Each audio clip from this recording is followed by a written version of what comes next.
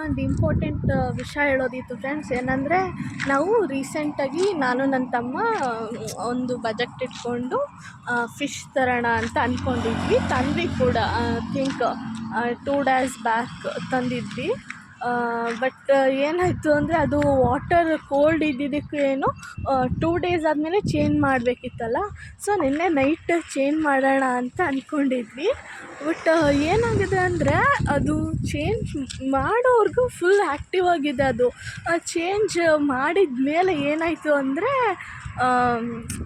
ಹೌದು, ಕಂಪ್ಲೀಟ್ ಒಂಥರ flat and ಅಂದರೆ ಮಲಗಿರೋ ಥರ ಆಯಿತು. ಅಂದರೆ ಸತ್ತಿದ್ದಿಲ್ಲ, ಬಟ್ ಬದುಕ್ತಿದೆ. ಬಟ್ ಅದು ಏನು ಆ್ಯಕ್ಟಿವ್ ಆಗಿದ್ದಿಲ್ಲ, ಕಂಪ್ಲೀಟಲ್ಲಿ ಸ್ಲೋ ಡೌನ್ ಆಗ್ತಿತ್ತು.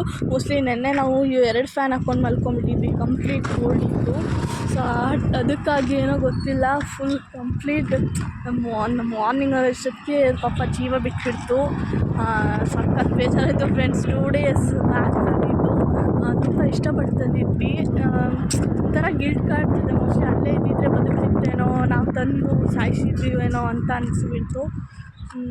ತುಂಬ ಗಿಲ್ಟ್ ಕಾಡ್ತಿದೆ. ಎಕ್ಸಾಮು ಬರೆಯೋಕ್ಕಾಗಿಲ್ಲ, ನನಗೊಂಥರ ಡಿಸ್ಟರ್ಬ್